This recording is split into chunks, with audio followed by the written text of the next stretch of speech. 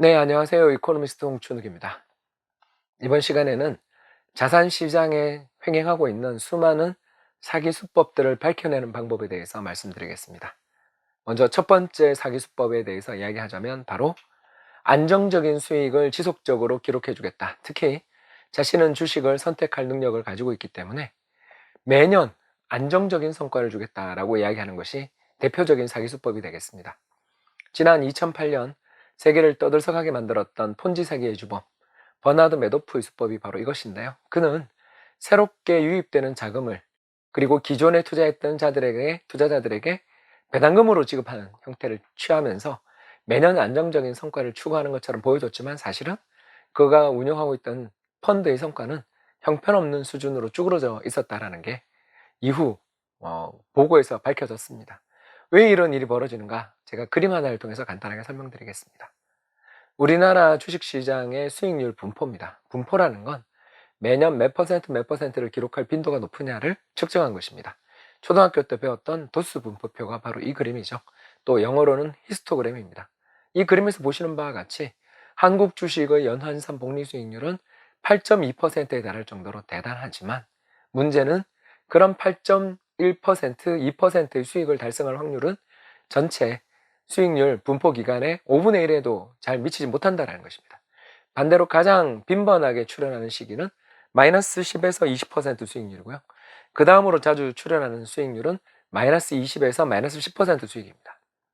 한마디로 말씀드려서 주식시장은 상당히 부진한 시기를 오랫동안 기록하다가 10년에 한 번꼴로 나타나는 극단적으로 낙관적인 시장의 환경, 다시 말해서 1984년, 1999년, 그리고 2009년 같은 폭락장 이후 또는 장기간에 걸친 침체 국면을 탈피하고 주식시장이 분출할 때 이루어지는 수익으로 8%의 연환산 복리 수익률이 달성된다는 것입니다. 따라서 주식에 투자해서 안정적으로 돈을 불려준다라는 말을 들었을 때는 지체 없이 그 자리에서 일어나는 태도를 가지는 게 더 낫지 않을까 저는 생각합니다. 시장에 횡행하고 있는 두 번째 사기 수법은 자기는 미래를 예측할 수 있다고 주장하는 자들입니다. 저 역시 이코노미스트로서 25년 넘게 금융시장에서 일을 해오고 있습니다만 경기를 정확하게 예측하는 일은 정말 운에 달린 일이다라는 느낌을 가질 때가 많습니다. 물론 제가 맞춘 경우도 많았습니다. 2008년 같은 경우는 제가 가장 성공했던 사례라면 또 가장 실패했던 사례를 들자면 불과 작년 2018년 봄에 잘못된 시장 전망 같은 경우는 두고두고 저를 자책하게 만드는 요인이었습니다. 한마디로 저는 약간 50% 수익, 50%의 확률로 본다면 약간 정도 평균 혹은 평균에서 오른쪽 정도에 있는 그나마 그럭저럭 봐줄 만한 예측가였을 뿐 제대로 된 예측가였다고 저를 스스로 포장하지를 못하겠습니다. 그러면 이렇게 미래를 예측할 수 있는 방법은 없는 것인가? 물론 있었습니다. 그림 한번 보시죠. 바로 미국의 장단기 금리차가 되겠습니다. 미국의 장단기 금리차는 10년 금리에서 2년 금리를 빼서 만드는 것인데 이 그림에서 보시는 파란 선이 마이너스 간 다음에 확률적으로 약 1년에서 2년 뒤 불황, 음용으로 표시된 부분이 나타나는 것을 볼 수 있습니다. 이것만 보면 미국 장단기 금리만 잘 보면 경기를 예측할 수 있을 것처럼 보이죠? 장단기 금리가 마이너스를 기록하고 그 뒤 불황은 2년 뒤에 온다. 참 간단해 보이죠? 그러나 다음 그림 한번 보겠습니다. 어떻습니까? 제가 빨간색 원으로 그려놓은 부분 3개 보이십니까?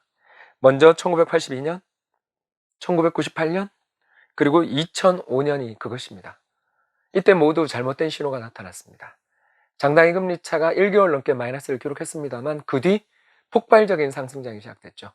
1982년부터 시작돼서 1990년까지 이어졌던 유례없는 미국 주식시장의 랠리, 그리고 특히 1998년 가을부터 2000년까지 이어졌던 IT 버블, 그리고 2005년 가을부터 2007년 여름까지 이어진 지난번 서브프라임 모기지 버블 모두 다 잘못된 오신호 이후에 나타난 주식시장의 강력한 상승이었습니다. 장단기 금리차만 믿고 그때 주식을 뺐더라면 또는 안전자산으로 이동했더라면 그는 큰 손실을 봤을 것입니다. 결국 지난 30여 년 이상의 시간을 놓고 장단기 금리라는 가장 정확한 지표를 놓고 보더라도 경기 판단에서 막출 확률은 8번 중에 5번밖에 안 된다. 즉 60%대의 확률에 불과하다는 것입니다. 세상이 이럴진데 자신이 어찌 백발백중 세상을 경기순환을 예측할 수 있는 기법을 알고 있고 비밀을 밝혀놓은 것처럼 이야기하는 자가 있다면 역시 기피해야 될 것입니다. 마지막으로 세 번째는 어떤 자산이든 투자를 해놓고서 이거는 절대 손실이 나지 않습니다 라고 이야기하는 자입니다. 최근에 발생했던 독일 DLF 사태에서 보는 것처럼 언제나 안전한 자산을 찾기란 정말 어렵습니다. 특히 인플레이션이 발생하고 있는 현대의 흐름에서는 실질적인 자산의 가격이 하락한다는 측면까지 봐야 됩니다. 그림 한번 보시죠. 이 그림은 1970년 이후, 정말 오래되죠?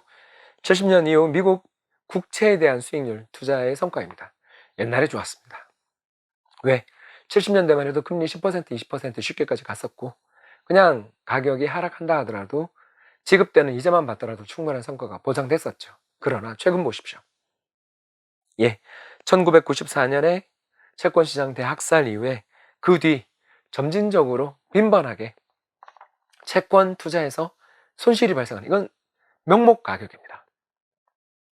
실질로 본다면 가장 안전하다는 미국 국채에 투자에서도 손실이 날 가능성들이 늘어나는 셈이죠. 세상에 가장 안전하고 그동안 과거에 놀라운 성과를 보여줬던 미국 국채마저 손실을 빈번하게 기록하고 있는 세상에서 여기 투자하면 절대적으로 안전하다. 과연 그런 자산이 있다면 그거 먼저 투자해서 가격을 올려놓지 우리한테까지 그 기회가 올 것이라고 생각하는 자체가 무방한 일 아닐까 생각됩니다. 부디 제가 몰랐던 비밀들을 알고 계시는 뛰어난 투자자들이 계시다면 성과로 그걸 보여주길 바랄 뿐이고요. 이런 증거되지 않는, 뒷받침되지 않는 주장을 통해서 주변의 사람들에게 나는 주식에 투자했는데 백발백중 성과를 낼 수 있고 매년 15%, 20% 수익을 낼 수 있다. 두 번째, 나는 백발백중 경기를 예측할 능력을 가지고 있기 때문에 나를 믿어라. 마지막 세 번째, 여기 투자하면 절대적으로 안전하다. 이런 것 따위는 점점 사라지는 세상이 오고 있다는 점을 말씀드리고 싶었습니다. 지금까지 시청해 주셔서 대단히 감사합니다.